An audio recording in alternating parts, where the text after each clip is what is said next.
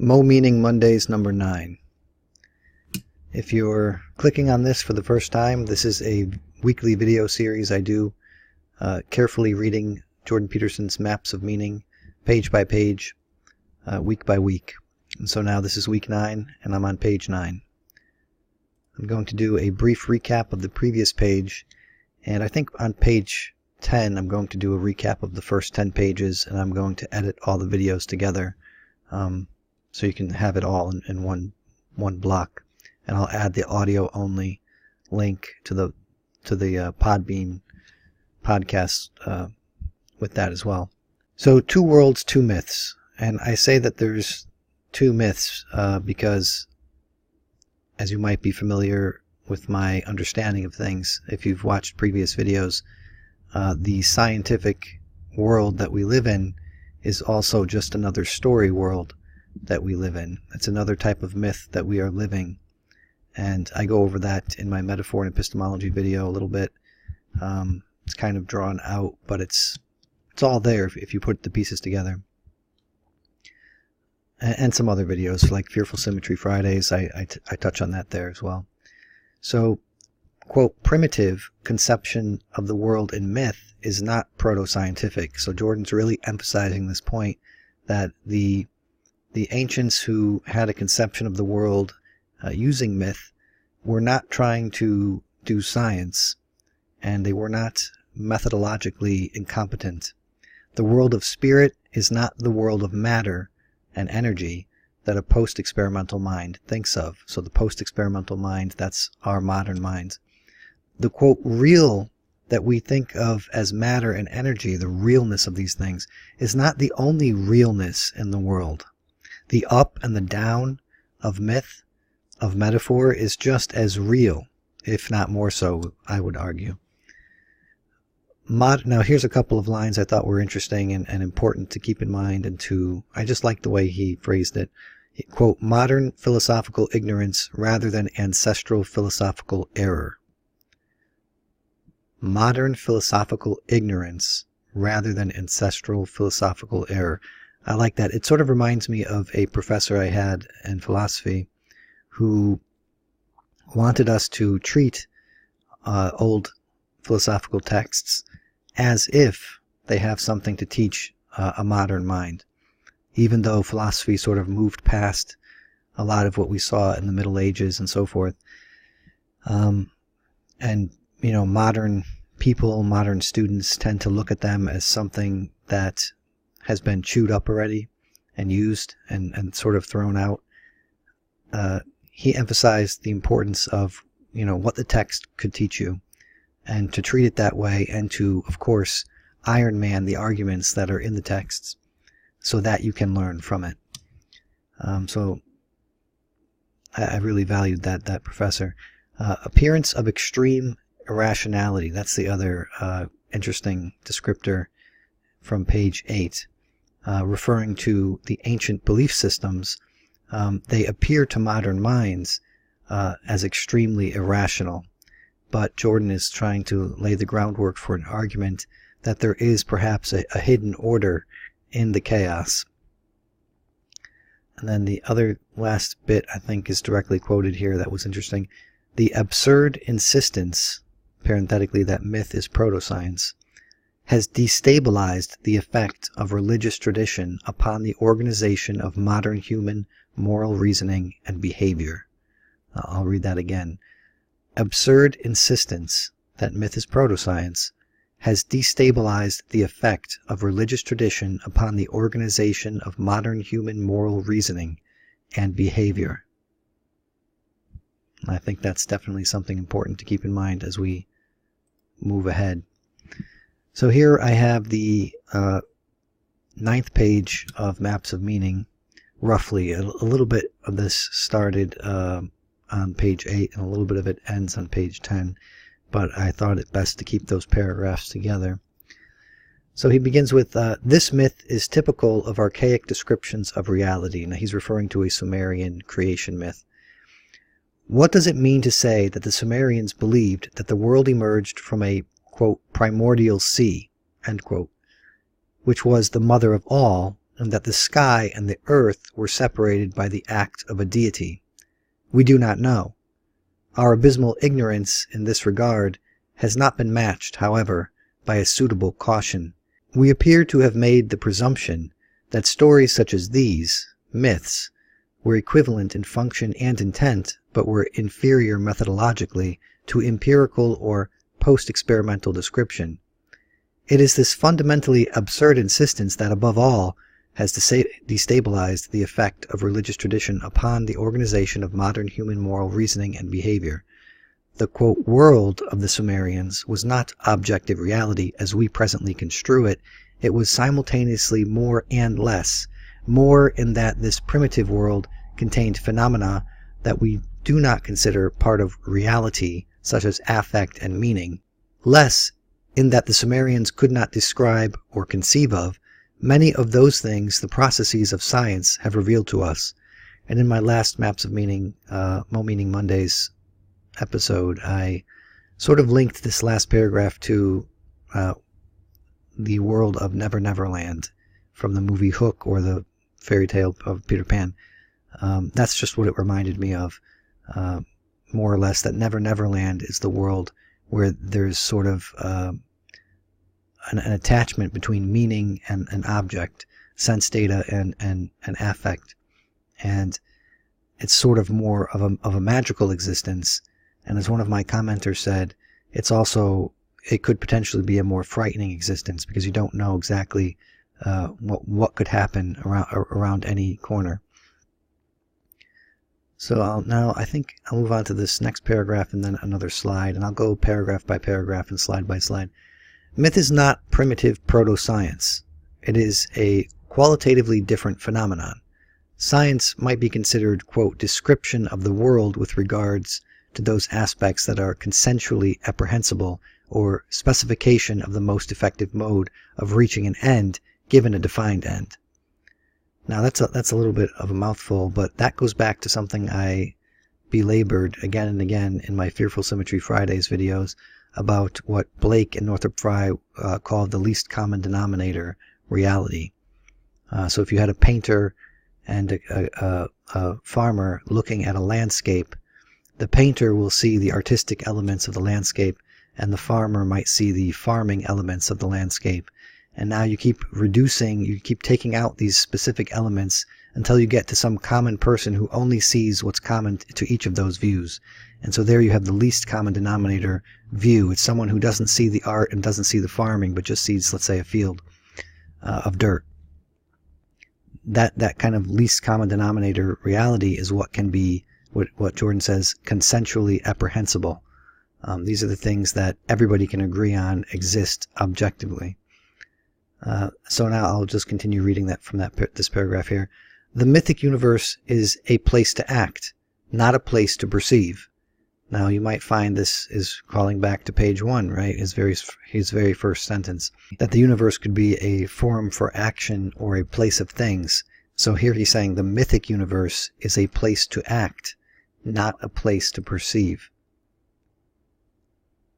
And if you want to link this back to William Blake thought perception was active, and he was fighting against the Lockean philosophy of being a passive receiver to sense data. Myth describes things in terms of their unique or shared affective valence, their value, their motivational significance. The sky and the earth, An and Ki in Sumerian, of the Sumerians are not the sky and earth of modern man. Therefore, they are the great father and mother of all things, including the thing, Enlil, who is actually a process that in some sense gave rise to them both.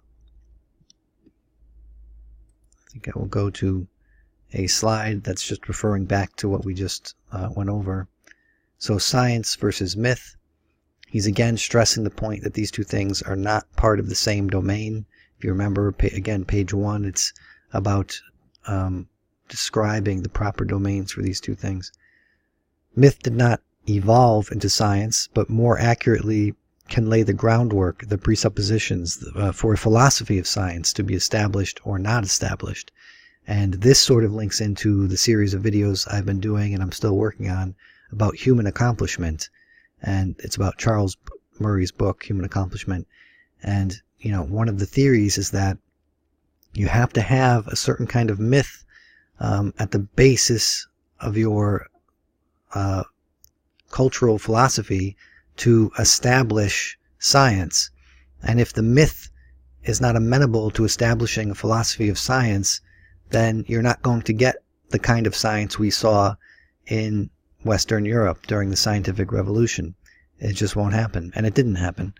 So while the East, for example, was technologically sophisticated and even, you know, 500, 600, 1,000 years more advanced at some point than Western Europe, they never were able to keep up with the science once it took off in Europe during the scientific revolution. So science has a defined end and a method of getting there. Myth does not. Myth is more open-ended with multiple possible interpretations. And if you are a fan of Ian McGilchrist and his book, The Master's Emissary, you might link this up with the left hemisphere and right hemisphere of the brain having two dispositions that are sort of built into our biology as a way of dealing with the world. So there's some kind of reality out there that we call the world, and our brains are shaped via evolution that we have successfully survived all of these years. And so have other animals that have this bihemispheric brain to deal with whatever reality is out there. So the mythic universe is a place to act, not a place to perceive. Oh, and so the scientific part of that would be the left hemisphere, generally speaking, if you want to talk in, you know, broad brush, and the right hemisphere would be the mythic hemisphere. That's open to possibilities. Again, it's broad brush. Mythic universe is a place to act, not a place to perceive. So this is, again, stressing, that goes back verbatim to a line we just read. It's a form for action, not just individualized action, though, not atomized, per the Epicurean universe, where everything gets deconstructed to its basic parts. And if you're familiar with my Fearful Symmetry Fridays, there was a little episode about when you start to objectify the universe and atomize it, you can't help but have the subject also become objectified and therefore atomized and destroyed. So the individual also gets destroyed in this Epicurean universe. And this is one of the dangers that Jordan's trying to make, let's say, Sam Harris aware of, or Matt Dillahunty aware of. So it's not individualized in one sense, in this atomized sense, but it's more communal in addition to individual. So it's more balanced. It's a balanced perspective where you have individuals and they're important and they exist, but you also have them in community.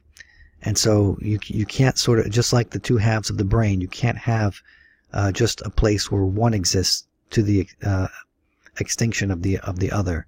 So shared, he says, is by shared affective valence. So this is pointing to the community as being part of the importance of what you're seeing and the values you're placed on it.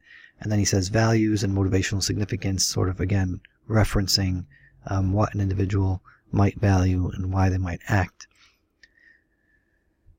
So I will read now the next paragraph. We are on this one here, actually. We do not understand pre-experimental thinking, so we try to explain it in terms that we do understand, which means that we explain it away, define it as nonsense. And this is something Sam Harris would continuously try to pin to Jordan Peterson, that what you're actually doing is you're explaining away, you're not dealing with what's actually here, you're talking nonsense. So after all, we think scientifically, we believe, and we think we know what that means, since scientific thinking can in principle be defined.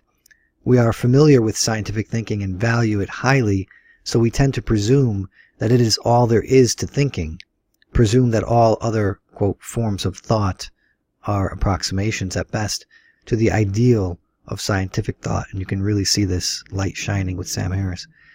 But this is not accurate. Thinking also, and more fundamentally, is specification of value, specification of implication for behavior. This means that categorization with regards to value determination, or even perception of what constitutes a single thing or class of things is the act of grouping together according to implication for behavior. So again, that's a mouthful. It's a typical Jordan Peterson mouthful, but we'll try to break it down a little bit better, or into more common sense understanding here. So what he's emphasizing here in this paragraph is the explaining away, and again, you can really see that shining in Sam Harris versus Jordan Peterson.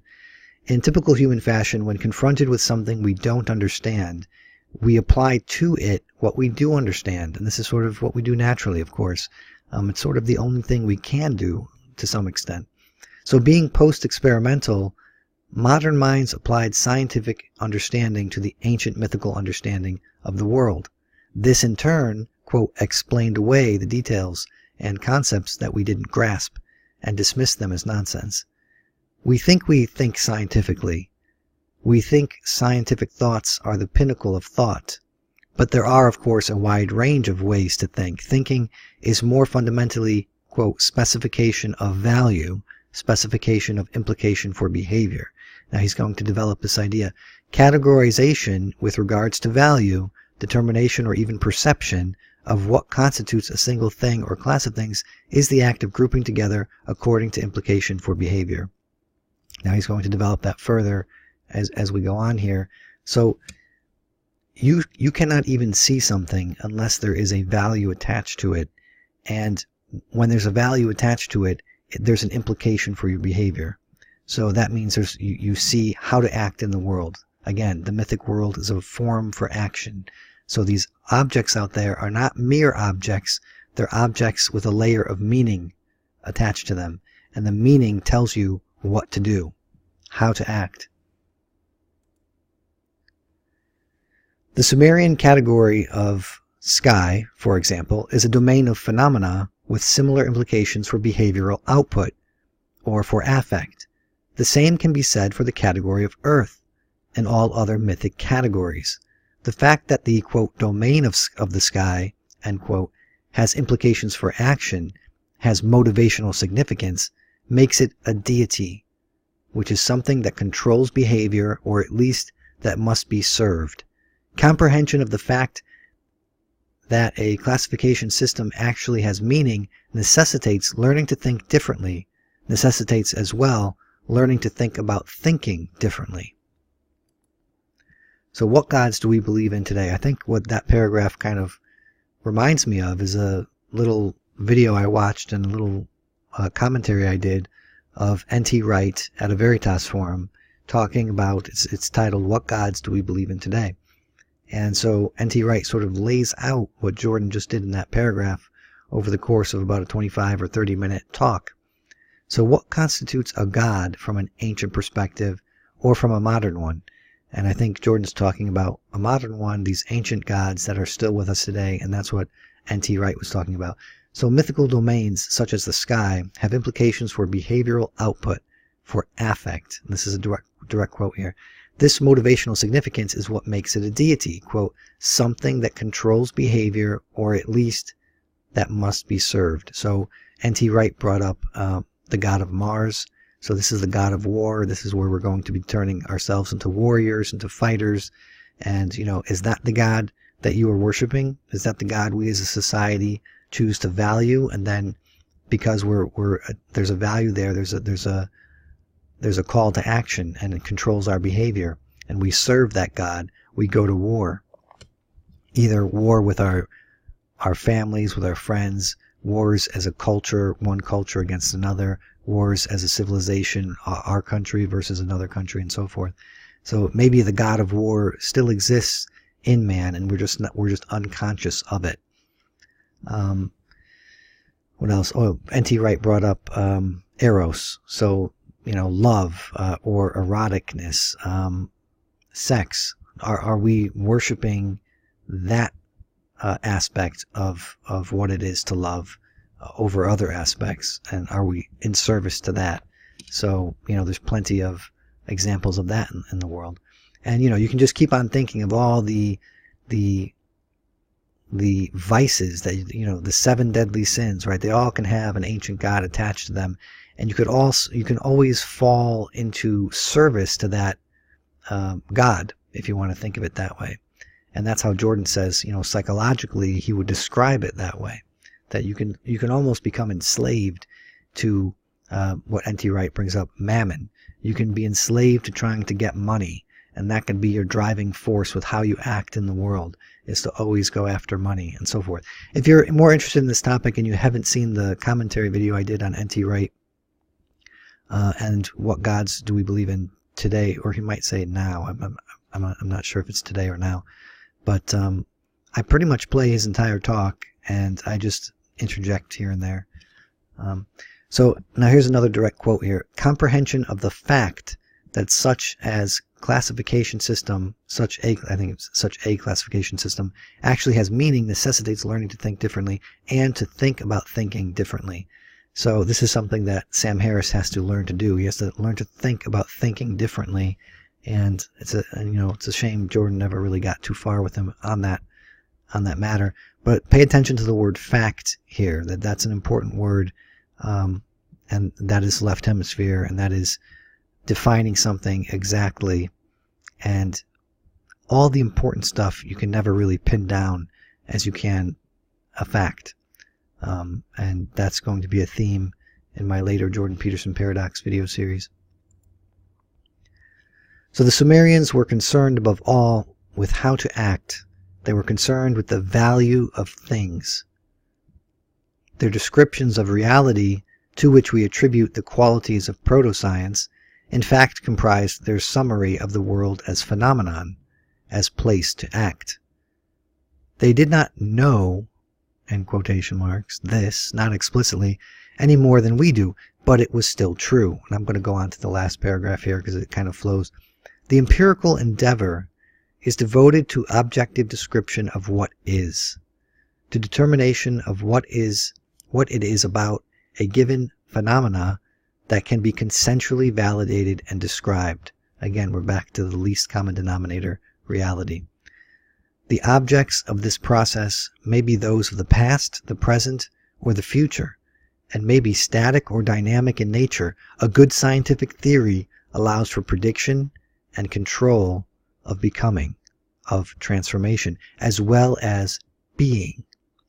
However, the affect that an encounter with an object generates is not a part of what the object is from this perspective, and therefore must be eliminated from further consideration, along with anything else subjective, must be at least eliminated from definition as a real aspect of the object. So I don't think I have a slide for this. Oh, well, here's one slide. But I'm going to have to just... that last paragraph is more about defining what science is, what sense data is from objects, and what objectivity is, and so forth, versus subjectivity, which again I kind of already explained with the least common denominator that Northrop Frye goes over in Fearful Symmetry about William Blake, and how if you have a painter and a farmer looking at a field, all the different things that each one sees uniquely will have to be taken away, and only the commonalities are what's left, and that's the least common denominator view of reality. So a place to act versus what is. So science tells you what is. It doesn't tell you how to act. Ancient myth described a world that was not proto-scientific. Again, he's stressing this point. It wasn't proto-science, but rather one of phenomenon as place to act. This was not a conscious effort, just as our default description is not exactly consciously scientific. And this is almost a contradiction in the text, but I tried to word it carefully so that it makes it more clear and you don't fall into thinking it's a contradiction. Our, quote, default is claimed to be scientific. This is something we are saying. We're putting it into words, that we're scientific, that we're modern, we're post-experimental. While unconsciously we hold the beliefs that may still be, quote, primitive, that we would describe as primitive, and yet here we are acting them out. As these are the things that we are acting out in our, quote, forum for action. So in the world, as a forum for action, we're still acting out a lot of these primitive beliefs unconsciously, while we verbally say that we're not, that we're atheistic or that we're scientific and so forth. What we say we believe, how we act, and how we have grown to understand the world are all intertwined to some degree, greater or lesser, than we think. And that's where I want to dissolve any kind of contradiction, is that there's sort of three things there: are the verbalization, what we say we believe, how we act that out, and then how we've grown to look at the world as a world of objects versus a form for action. These things are all sort of interconnected and have morphed over time. I think that's all for this. There's the page again in case I had to read it, but I finished it up there for this Mo Meaning Mondays number 9. So if you like this sort of thing, please give the video a like and subscribe. Thank you. Well, there's a guy who's got a little YouTube channel, and I've been sending a lot of people his way, Node in a Network, and he's basically been reading all of the stuff in the footnotes of Maps of Meaning, where we're all sort of plugged in as like nodes on the network. Node in a network, there's a good username. A node in a network. The wrong model, because you're at the center of a network. You're a node in a network.